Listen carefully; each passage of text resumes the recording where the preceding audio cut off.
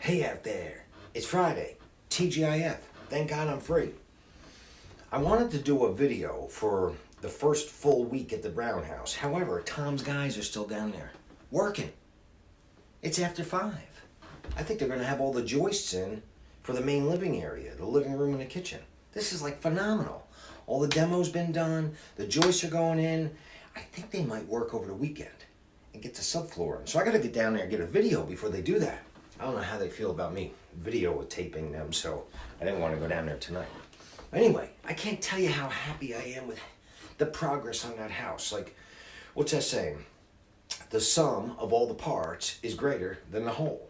I keep on thinking about that, like having Tom over there doing that. Like, I'm more motivated to get a house than ever. I want to get another house before this house is done. I'll be able to call for my first inspection next week. Get some more money in my pocket so I can get another deal. But anyway, listen, so when I'm driving around, I think I've made a video about this before, but when I'm driving around or I'm in between jobs or I'm like sitting still somewhere doing paperwork or something, I usually have something going on in the background. YouTube, usually. Like either about real estate, motivation, something spiritual, something good. Because it helps me so that I don't have the racing thoughts. Not like I'm having racing thoughts like constantly, but I think you know what I mean. Like if I'm going to fill my head with something, I want it to be positive. However, lately, it seems like the past 2 weeks or so, each time I get onto YouTube to look for something, the majority of stuff that comes up is like negative. It's like full of fear. What does fear stand for? Fear. It's an acronym. F everything and run. F? I'm going to say forget. Forget everything and run. You put your own F in there. But this is what I'm hearing. There's no inventory out there. This is related to real estate. I'm sure that there's even more negativity, but I don't watch the regular news. There's no inventory out there. It's a seller's market. It's a hot market. You can't buy anything. You can't find anything. There's no deals. Disasters coming. Unemployment. Lenders are tightening up their credit, which is true. Foreclosures. Recession's going to equal depression. Runaway. Masks. How's masks fit into that whole thing? Well, I keep on seeing people with masks on that probably don't need to have the masks on. Like, if you're walking in a park by yourself and it's a 5,000 acre park and you're by yourself with a dog, you probably don't need the mask. Now, someone could be out there and say, well, how big of a deal is it to wear a mask? So what? It's a small price to pay. I'd rather be safe than sorry. But wait. I like to wear my seatbelt when I get into the car. First of all, I like to go a little fast. But anyway, I put my seatbelt on when I'm in the car because I really think it's going to help if I get into a crash. So I put the seatbelt on. However, when I'm in the lazy boy watching TV, I don't have a seatbelt on. Just throwing that out there. I was going to put this in quotes, but I don't know if it's his exact quote. But I think Warren Buffett, and I really like this saying, said something like, be fearful when people are greedy. Be greedy when people are fearful. How does that fit into this whole real estate thing, or how does it fit into my mindset? We really don't know what's happening in the real estate world. I mean, everybody and their brother's out there guessing, and I can guess too. Oh, so you want to hear my guess? I'm going to tell you. Quite a while after today, we may see the effects of what's going on, people being out of work, foreclosures and things like that, but I don't think that's going to happen for a while. What I think is going to happen is this. I think people are going to see what the market is right now, and they could put their house on the market and they could get this outrageous price for it, they think. And I think what's going to happen is the market might get saturated with these overpriced houses. It's going to create a glut. Possibly the interest rates are going to go up slightly. Anyway, to make a long story short, I don't think I have to be a rocket scientist or anybody else does to look back at the history of real estate to see that real estate runs in cycles. When's the next cycle coming? What's it going to look like? It's anybody's guess. However, another cycle will come. I think that next cycle is going to create a situation where me and other investors are going to be able to get out there and start buying houses at a more reasonable price. What do we do until then? Or what do you do until then? Keep moving. That's what I say to myself. Keep moving.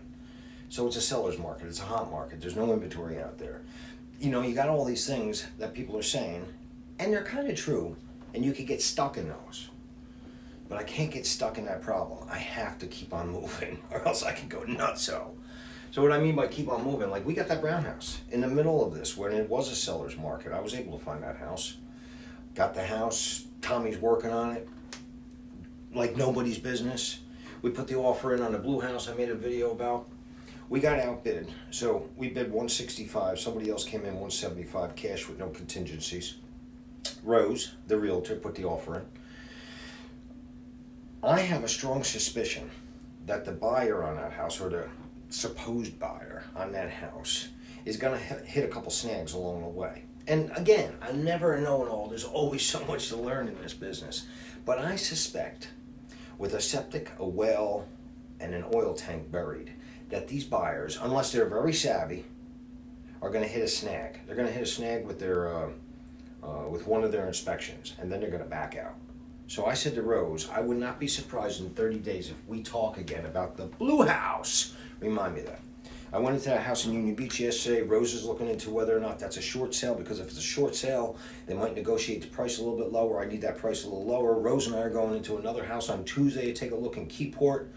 What else? I'm on the MLS every day. I'm on the for sale by owners. You know, I'm out there telling people I'm buying houses. So that's what I mean by keeping moving. If you guys have thought about getting into real estate and you're using some of these, I want to say excuses or these news articles about how this is not the time to get in, the prices are so high, there's so many different things going against you. If you keep on listening to that, you'll never get into it. In the meantime, if you buy into any of that, in the meantime, what can you do to be prepared? Get your credit in line, get as much cash as possible that you have access to. It's not like you have to go out there and rob a bank, but for instance, I applied to a credit union yesterday, this awesome credit union. Matter of fact, if this is of interest to you, reach out to me because I get the best contact for a home equity line on our primary residence. No cost to get this in place. However, that's just one more source of cash for when this market cycle changes. Education. I'm listening to YouTube. I'm reading stuff on real estate. I'm keeping abreast of different issues in the real estate world just to keep educated about what's going on. And that's what you guys could be doing too. Build a relationship with banks. I have the hard money lender. I also have another lender that does niche products for when I want to hold the house and refinance it. So I got another great relationship there. Get some experience. Go out there, drive neighborhoods. Or again, I keep on coming back to education. Read a couple books, pick up your newspaper and see what's for sale. Go out to a couple open houses, talk to some realtors. All of this is beneficial.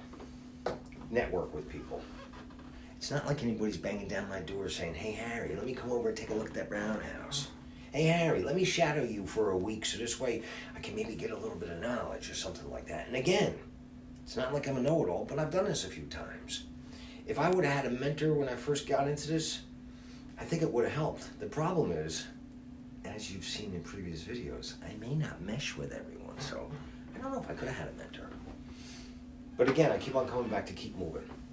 I make these videos about real estate, and the reason why is because it's the only way that I can see to get to true wealth, true freedom.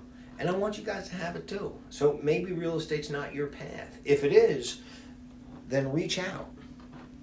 So, until tomorrow I'm going to make a brown house video with all the joists in, and who knows, maybe even some of the subfloors in. Have a good weekend.